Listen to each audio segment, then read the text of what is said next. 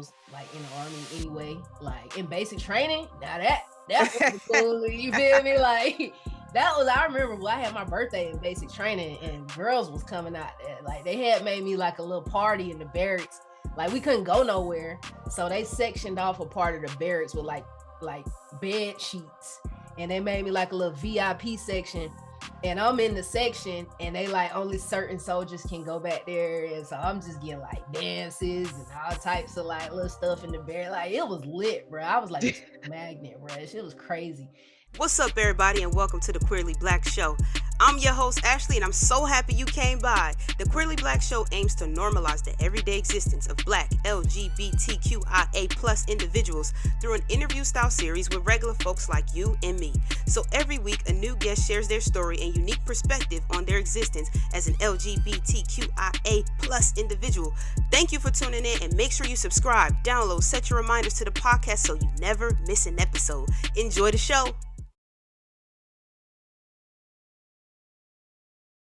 Welcome back to another episode of Queerly Blax Show. I'm your host, Ashley. I'm joined today by a very special guest. We got Whit in the building. Whit, tell the people about yourself.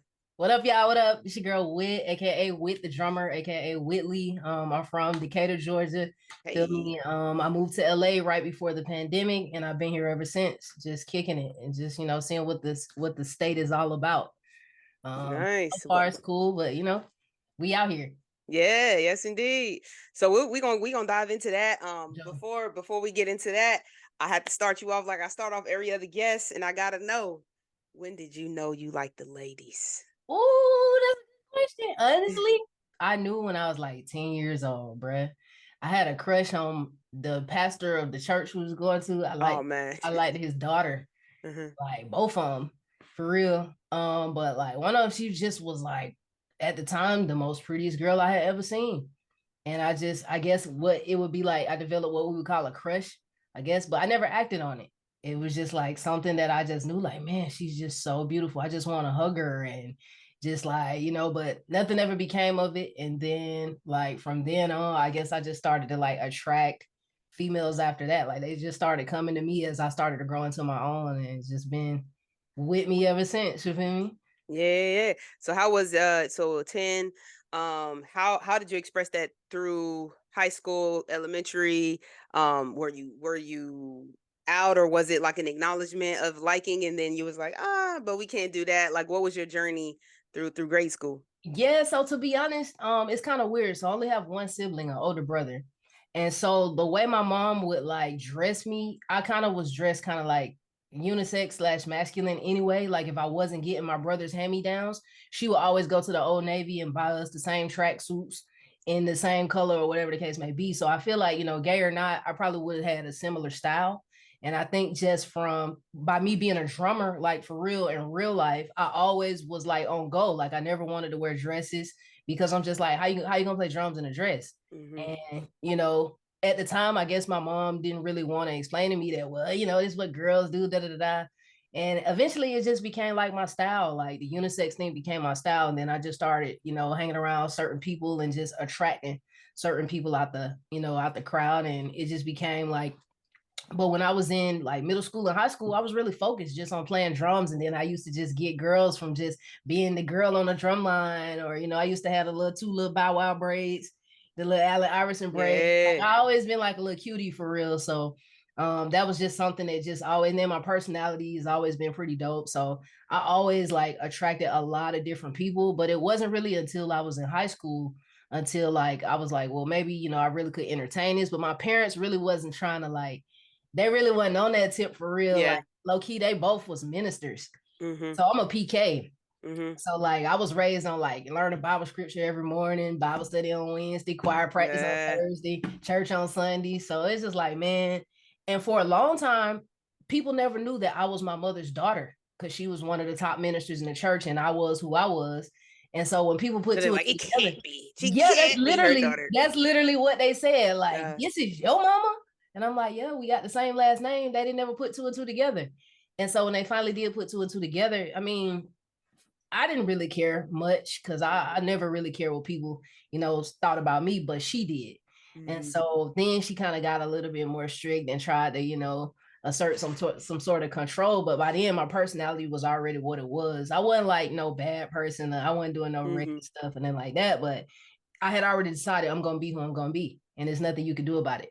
And so she didn't accept it at first. I ain't even gonna hold you, but like I never got like kicked out the house or nothing like that. By the time I really came out, I was already a senior in high school getting ready to go to college. And I feel like my family already knew, like, once I leave this bit, can we cuss on here? Yeah, you straight. Okay. Once I leave this motherfucker, like, I'm not looking back. So that's what it was. So I think it was important to them to understand, like, you might want to, whatever memories you want of me, you might want to cherish those, because like I'm the type of person, like, once I commit to something, like I'm gone with it. And like it's just the confidence. It's like, so for me, after I got out of their house, it really wasn't nothing they could do. And then I just started living my life for me. And that was really it. But there was never really like an official conversation. Now, as I'm 34 years old today, a lot of times my mom, now seeing how I've lived my life, I've done so many things, the army, the TV industry, all this Berkeley, all this kind of stuff.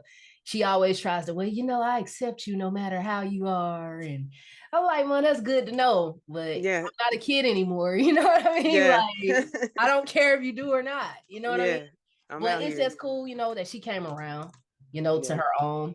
But I still, like, I don't be talking about like my girlfriends and stuff with my mom and my dad. It's just weird. You feel me? Yeah. Like, No, it's definitely, especially when they kind of had a opinion about it. it's like old We school. don't really need to talk. Exactly. We don't need to like, do this. I don't want your advice on it. I don't want to know what you did back in your day and all this shit. Like, nah, I'm good, bro. Yeah. So you started drumming when you were young. Absolutely. I started drumming when I was like 2 years old. I ain't even gonna hold you. So with you and you went to Berkeley. So talk about your career just as a drummer, like starting from like really young, and like when you knew that you were gonna be a drummer. I think like we hear a lot of stories about people that are singers or like rappers, and they're like, I knew since I was 2 I was gonna be a rapper. You're a real life drummer, right? Like, how did you decide that was like the path for you? I think God decided. I ain't even gonna hold you. It wasn't something that I picked. My dad told me that, when I was just 8 months old, they used to take me to church and I would sit on my dad's lap in the church, and I would just always be drawn to the drummer for some reason. And I would cry if I wasn't sitting in a place where I could see him play. And like my dad would tell me, every time he would get up and move and I couldn't see the drummer, I would cry. And only it wasn't until he brought me back where I could see the drummer again that I would stop crying. So I don't know what that attraction was, but I feel like, that's really where I really first got introduced into it. And then, just from 2 years old, banging on pots and pans, it became that. And then that evolved into me getting my very first drum set when I was like 5 years old. I asked for, a drum set with all the bells and whistles, but of course my parents got me what they could afford. And then my parents, them being ministers, they started the church in the basement of our home in Georgia. So I became the drummer for the church. And then that's it right there. That's all the practice you need. Like, 6 days a week. Exactly. As a matter of fact, this is my set right now. Oh, nice. My little kid right there behind me. But the rest is history from then. Once I got into like grade school and stuff, elementary school, it really wasn't much drumming. It was just me, going to grade school. But the artist, he goes by Bando Jones now. He used to be called Lil Corey. Oh yeah. Yeah. So I had an audition for him when I was like 12.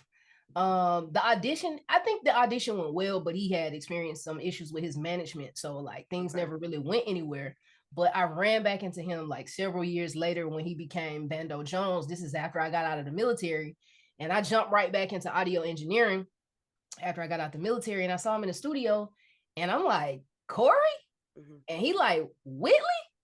And ever since then, like, he knew who I was, I knew who he was, and I'm like, whoa. He was like, no, I'm Bando Jones now. You know what I mean? I'm like, nigga, you Corey, nigga. Right. He's like, oh yeah. So he started telling people, yeah, man, she used to play drums for me. It was just all love. Like, so drums was really like when I was a kid. Like once I got into high school, middle school, the band teacher told me I had to play clarinet because that's what the girls play.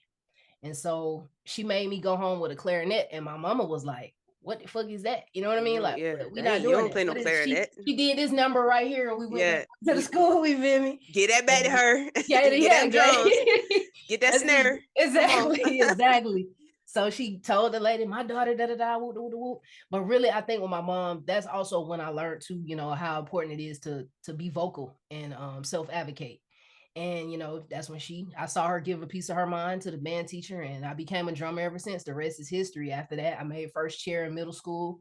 Then I made the high school marching band in 8th grade, and then got promoted from tenor drum to like snare drum. Now playtime over. This the bit leads now. And I became the only girl on the drum line, and I just stuck with it. It just was something that no other girl was doing. But for me, I felt like all the other instruments, they ain't really get enough attention. I ain't even gonna hold you. Like, nobody seemed to be paying attention to the clarinet player. Like, it just wasn't attractive to me. And I've always had like this badass mentality. So I was just like, how cool would that be if little old me would just be like, oh, excuse me, I got it. And so here we are. It's a brand now. Yeah, dope. So when did you have like your first experience where you knew like, okay, this after the military, after college, like I'm gonna be a drummer. Like that's my career. For sure. That's a That's what good I'm gonna do. question. Absolutely. When I got out of the army, I was really I was really lost as a person. I didn't know what to do with my life. I felt like, damn, if you ain't finished, you didn't do 20 years in the army, then what are you gonna do? Like, what are your skills? Da, da, da. And I had a conversation with my mom, and I was like, Mom, what do I do now? And she just simply asked me, if money wasn't a factor, what could you do for the rest of your life for fun? And I was like, it sounded silly, but I was like, that's easy, play drums. And she was like, well, that's your calling. That's what you're supposed to be doing then, baby. Like that's what you need to walk in. And so like I said, it sounded silly. I didn't have a plan. But for me, whether or not it was drums, I felt like it was going to be something music related, because I've always been musically inclined. Like, I don't just play drums, I also play piano, and I dabble a little bit with bass guitar.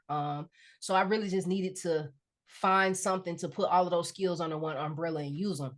And that's really when it just dawned on me, like, man, you're skilled at so many different things. Music production, you can write songs, you can write music for other instruments, you can write lyrics, you can rap.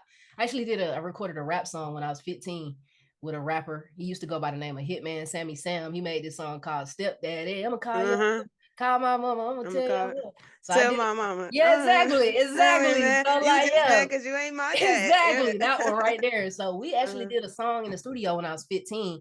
And that's when I got, that's when I learned, like, oh, you can rap too. So it really just was about me just trying to find a way to put it all together.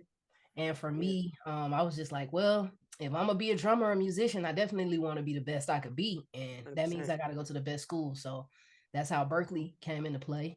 And the rest is history. So you went to college after the military? I went before and after. Oh, before, okay. I was in college when I joined. I was at Valdosta State University. I joined during my second year, during my sophomore year. I finished my sophomore year and then went to basic training that summer. And then when I tried to continue when I was in, but it's kind of hard. I ain't gonna hold you. Like, it's a lot going on, war, shooting, and all this. I ain't trying to go to class. And then after it was all over, I was just like, I just did a complete like 180 and went the other way. Like, no military stuff. When I knew I was getting out, I was bringing my drums to work with me in the army practicing, and everybody was laughing at me. They thought I was trolling. And I was like, nah, bro. They kept asking me, what you gonna do next? I say, I'm gonna go to Berkeley and y'all gonna pay for it. And they thought it was a joke, but joke's on them now. You feel me? Yeah, so, there you go. Yeah. I mean, I think I'm interested to know about your journey into the military, because I think obviously being queer in the military has always been kind of a hot topic. What sparked your decision to go, and then how was your experience in the military? Absolutely. So at the time, I was just looking for a way to just come into my own. At Valdosta State, I felt like it was a very racist town. Not like Atlanta. It's a very small town. Some things had happened on my campus specifically that kind of showed me like where I was at. They have this saying where they say, once you leave Atlanta, you're back in Georgia, if you know what I mean. 100%. Valdosta State is very much so in deep South Georgia. And they had some things going on down there that just rubbed a lot of the students the wrong way, particularly students of color. So most of the students that came down there from Atlanta, they all transferred back to Georgia State because they were just one with the shits at all. And so I was trying to get my parents to let me transfer too, because you ain't finna leave me down here with these folks, you feel me? But I had got a scholarship to get into college, and she was like, nope, you got a scholarship, you're gonna stick it out, we don't quit, da da da. I'm like, Mom, but you don't understand, like, this ain't it. Like these folks racist, like the teachers was racist, like they be throwing my test papers on the ground and stuff. Like we can't have that. And so she was just like, no, no, no. And so one Friday I went to a football game and the recruiters was all out there on the yard and everybody had they set up. The Marine guy was doing pull-ups and stuff. The Air Force guy was like reading a book. The Navy guy was doing push-ups. The Army guy had the Hummer, the H3 Hummer with the 50-inch flat screen in the back playing Call of Duty on the Xbox. You're like, oh, I that's was my just like, vibe. That's oh, like I want that one, you know. Let me like, what is he doing? Why he having fun and y'all not? You feel me? So that's what really got my attention. And then that guy that I spoke to turned out to be my recruiter. And for me, it wasn't even something that I planned. It was really a spur of the moment type of thing. Like I never had it in my plans that I was going to join the military. I was studying sports medicine in college. I wanted to be an athletic trainer. So I got to talking to him and he was explaining it to me, telling me what it was. And I was like, bruh, if it's that easy, why everybody not doing it? Because that just sounds too good to be true. It probably is. He was like, nah, everybody not doing it because they can't do it. They not qualified or whatever the case. So I'm just like, all right, well, I'll take your little test or whatever, but I ain't saying I'm a join, but I'll take the test. You feel me? The ASVAB. I scored really high on the test. And that really, once recruiters see you pass that test or you score really high, that's really when you have their attention. They're like, oh, this is somebody that might potentially could do something. Yeah. And so from there, I just kept going with it. And for me, it was just a way out of that town, Valdosta. And I tell you, like the year after I joined, that's when the whole Kendrick Johnson situation happened about the teenager who was found rolled up in the gym mat, and his organs had been, taken out and replaced with newspaper and all that. That happened in that same county, and that's the vibe that we all felt when we were down there. It just the town. It was just something about it that just felt. It just made us all feel uneasy. So it seems like I got out at the perfect time because that could have easily been somebody else. And so I'm glad I left. Nice. Like, never look back. Yeah. So then how was your experience in the military? I mean, and then you can, I don't know what the rules are about military, what you can talk about, what you can't talk about. They don't run people, my life. I mean, what does it look like for a gay person in the military? At the time I was in, they definitely still had, don't ask, don't tell. That was definitely a thing. So there was really no, but I was fortunate enough to be attached to a Black unit. You know what I mean? So we gonna do us regardless. But you still had to be like very much closeted. You know what I mean? Like don't ask, don't tell, don't nobody talk about it. But if you know type of thing. Yeah. But I was always me, to be honest. I wasn't really checking for a lot of females like in the Army anyway. Like in basic training, now that was cool. You feel me? Like that was, I remember when I had my birthday in basic training and girls was coming out there. Like they had made me like a little party in the barracks. Like we couldn't go nowhere. So they sectioned off a part of the barracks with like bed sheets. And they made me like a little VIP section. And I'm in the section and they like only certain soldiers can go back there. And so I'm just getting like dances and all types of like little stuff in the barracks. Like it was lit, bro. I was like a magnet, bro. It was crazy. I had my locks too. Like nobody never made me cut my locks. Like that was something I was adamant about. Like I'm not, if they would have said you got to cut your hair, I would have just quit because it's just like, nah, bro, I'm good. But by the grace of God, I actually started my locks in 2008 when I joined the military. And it was cool. It started off cool, cool experience. My job was dope. My unit was dope. I was with the Black people. But then it started, as I started to progress in rank, I started to get a lot more responsibilities. I had to get a lot more serious and grow up. And so with that, just having to deal with people with rank that don't know how to use it or people who abuse their power, that's when things started to get a little rocky because there's a difference between power and authority. Just because your rank is higher than mine, you might have the power to do something. But if my job requires me to do something that your job requires you not to do, I have the authority to do what my job requires me to do. Yeah. I might not have the power, but I have the authority because that's my job. So it was a lot of that. I butted heads, towards the end of my career with a lot of officers, crazy situation. So my job was supply in the Army. So I'm in charge of all military equipment, pencils, paper, toilet paper, machine guns, bulletproof vests, night vision goggles, anything that's government equipment. I'm in charge of it. I keep it in a warehouse. I administer it and I repossess it when people aren't supposed to have it. And so this unit, they had years and years and years.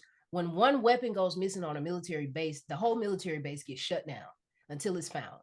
The unit that I was in, they had multiple weapons missing. These are called sensitive items. These items are very dangerous if they get in the hands of the ops. So when one goes missing, it's a big deal. This unit has several weapons missing, several bulletproof vests, several, I mean, enough to make CNN, enough to shut down a whole installation, but this never made the news. So my job as the supply person was to inventory the books and find out how much is missing and how much it costs. And then I have to charge the commander of that unit with the amount that's missing. So in this particular case, and I'm just going to exaggerate the numbers a little bit, this commander had like $40 million worth of stuff missing from his unit from years and years and years of just letting people just take guns and take stuff home when they get out of the army and just, so he didn't want to be charged with it because it would have came out of his paycheck.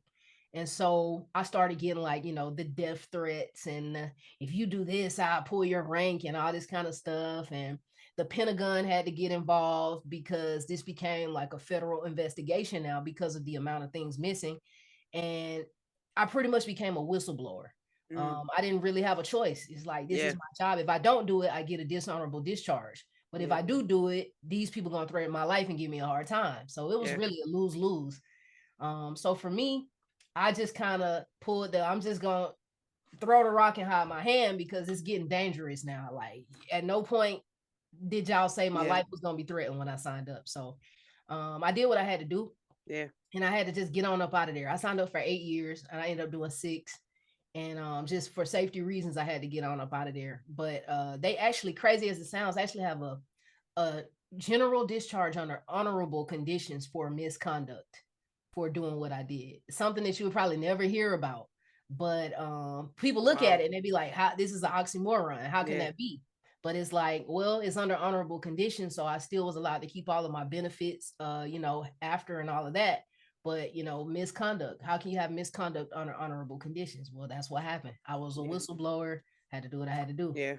Yeah. But it was cool. It was fun. I loved it. Physical training, all that, loved it. Yeah. That's dope. That's dope. I'm glad you had a good experience, obviously, other than the crazies that you Yeah. They got a little intense, but it's all good. Yeah, for sure. So so fast forward a little bit. So you moved from Georgia to LA before COVID. Talk about that transition and talk about, you know, life as, you know, a drummer in LA. If you were drumming in Georgia, talk about the differences in trying to, you know, make your way, make a name for yourself and kind of get out there. So in Atlanta, you know, one thing about Atlanta, you know, I'm from there. So that's where my people at. That's where my tribe is. That's where all my connections are, everything. Yeah. So it was definitely a big deal for me to just leave it all behind and come to LA. But excuse me, I definitely, you ever saw the J. Cole music video for Middle Child? Yeah. So like I got a lot of, I'm actually in that video playing drums. Like I definitely got a lot of opportunities. Now I gotta go watch it again. Yeah. Like yeah, I'm in there. I got a nice little cameo too. But I definitely got a lot of opportunities just from just word of mouth, not even having a resume for real, but just people knowing, oh, Whit, she when it comes to drumming, like my name was always in the conversations. So just building my resume, I did that. And just like high school and college, like I did a lot of stuff in high school. I played in the Rose Bowl parade in high school, played snare drum in the Rose Bowl parade out here. That was my first taste of California for real. That's when I was like, man, I got to come back out here. Like that was like that was 2006 when I first came out here. I was like, man, I got to make it back. Like this is crazy. But I'm like 16 at the time, you know? And then, I guess like, what was the question again? I'm sorry. Just your transition from Georgia to LA as a drummer. So then when I came out here, when I decided to make the move, I was working in the music industry in Atlanta, engineering for like Grand Hustle and like being a studio runner and all of that for like the Get the or Die 2 mixtape. And I worked around like T.I. and all the Atlanta people, you feel me? But I just felt like I was being undervalued. So I told everybody I was working with, like they kept on asking me to engineer because I had the skills, but nobody wanted to pay me. So I told them, look, my lease ends August 24th. If you guys have not cut me a check by this date, I'm out of here, bro. I'm going to LA. And I think people underestimated the means that I had at the time because I was always like low key. I had bread, but I was just, you know, act like you broke. Yeah. Act like you how did saying go? Until they find out you own the factory or something, act like you don't got the bread or some shit. But it was like that. I was just real low key. And then my lease expired and people thought I was like capping for real. But I was like, I was out of there. I had already sent my stuff 2 weeks ahead because I knew they wasn't gonna pay. You was like, y'all ain't gonna And pay. yeah. Yeah. And I jumped in the car, drove out here, me and my dog. Literally, we drove out here in about a Cross week. country. Yep. And as I was driving out here, I got a call from the studio and it was like, hey, we need you at the studio. Where you at? And I'm like, bro, I'm in Texas, bro. What you talking about? And they was like, Texas, what you mean? I said, I told you I was moving to LA. Well, you thought I was playing? Like, nah, bro. Like, we standing on business. Like, I'm out. Yeah. And it was like, oh, you ain't gonna be shit when you get out there. I specifically remember, God told me, you just gonna get out there and do the same shit you did in Atlanta. You're not gonna do shit. You ain't gonna be shit. I was like, bro, I really appreciate that. Yeah. Thank you. And so the rest is history, but I just use that as my motivation. And so coming out here, drumming has always been like my gateway into things. So once again, I started to get back into the music industry, but I had to start over because don't nobody know me out here. So it's like, how can I get in? Well, I can engineer using Pro Tools. Niggas fuck with Pro Tools. So I can go in any studio and just really run it up. So I started doing that, making my way, and then boom, COVID. I moved out here September 2019. And then boom, COVID hit. 6 months later. Yeah, exactly. So it's just like that really shut the whole thing down.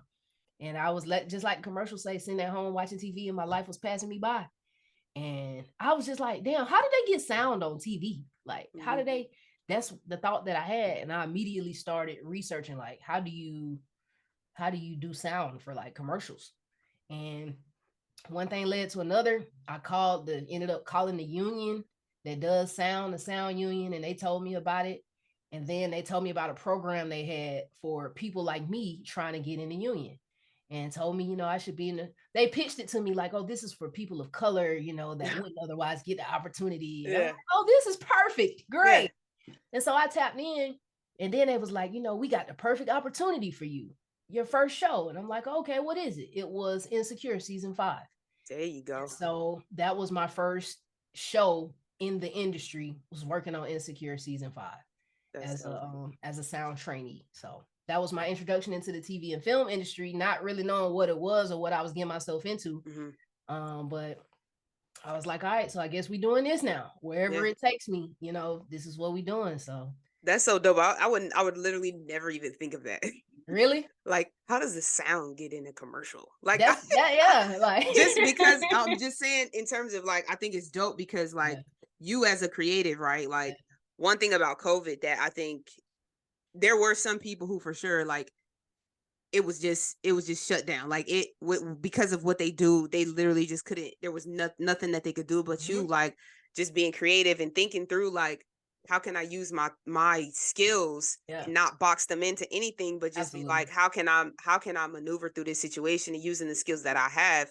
And just to think of something like that is just crazy. Like I think that's just super dope. So talk about what it looks like for you today, just both drumming and engineering, and then gloat on yourself. Talk, highlight some of the people that you work with, some of the cool opportunities that you've had, and to the motherfuckers that said you ain't gonna be shit, let them know what's up. Hey, this for them people, man. I've worked with so many different people, man. Issa Rae, Samuel L. Jackson, Cardi B. I did Cardi Tries, Megan Thee Stallion, football teams, the San Diego Chargers. J. Cole, so many different people, like just from doing Tiana Taylor. Like I just got to meet so many and just connect with so many different people. Just if people didn't fuck with me from sound, they just fuck with me from just my swag and my personality. Yeah. And like even like some of the opportunities that I got, I really got them from just my personality and my swag. Like people didn't even know, like, what do? You dress like a rapper. Like, what do you? It's just like, nah, bro, I'm not a rapper. And I'll tell people like I'm a drummer. But I realized like in my mind, because I'm a Leo, so I always think big of myself. So Michael Jordan, one thing I like about Michael Jordan is that Michael Jordan gets paid to be Michael Jordan. Before he even touches a basketball, you got to pay him just to show up, because Michael Jordan brand is a brand. It's a household name. So for me, that was a goal. Like, how can you make yourself a brand? I used to want to play drums for Beyonce. I never made it that far, but Beyonce's drummer became my best friend. I was gonna say, yeah. Exactly, right?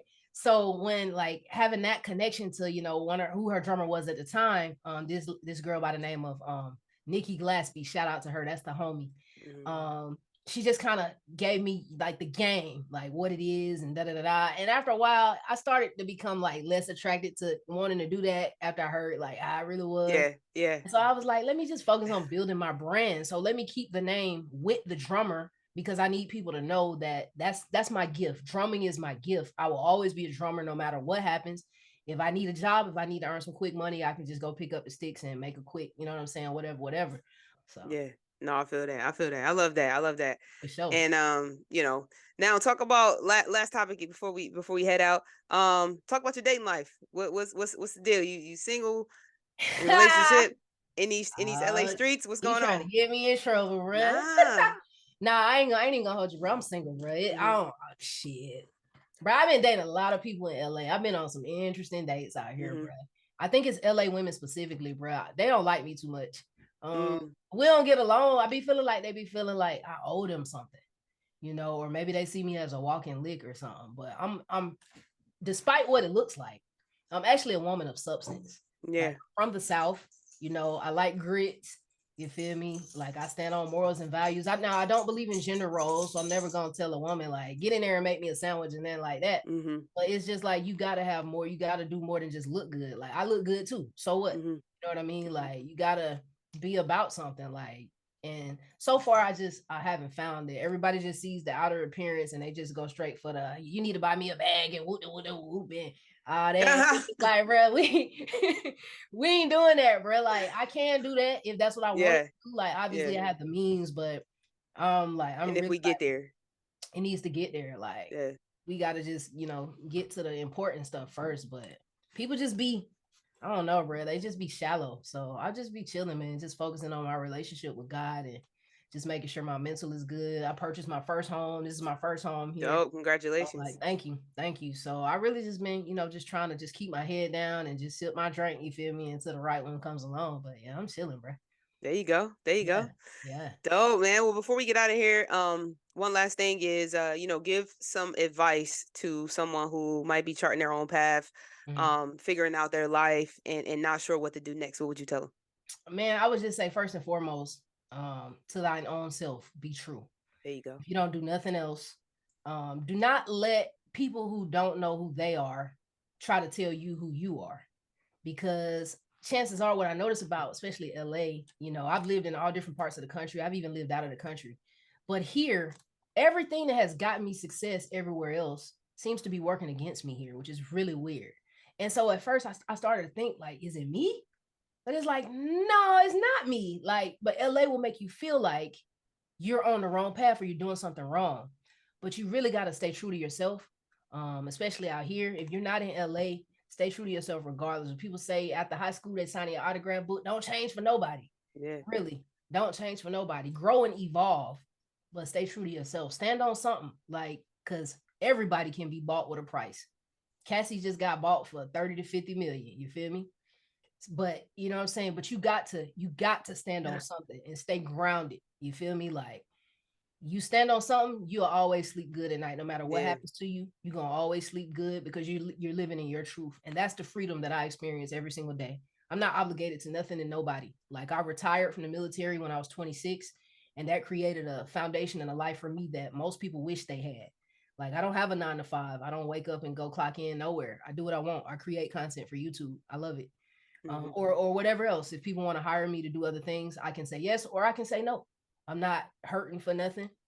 But at the end of the day, I stay true to myself. And I think people they don't have no choice but to respect it. You know what I mean? And those who don't, they find out the hard way, you know. There you go. But just for sure, stay true to yourself. And when you want to do something, don't tell nobody.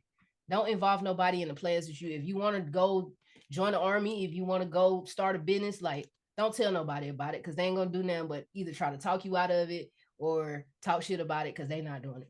Yep. So just tell people about So stuff when real. it's done. But other than Yeah. that, man, stay true to you and just keep grinding. Don't never stop working, and it's gonna happen for you. It's bound to, There you go. Where can the people find you? for sure. So I'm on Instagram at Whit underscore the underscore drummer. So with the drummer with underscores between each word.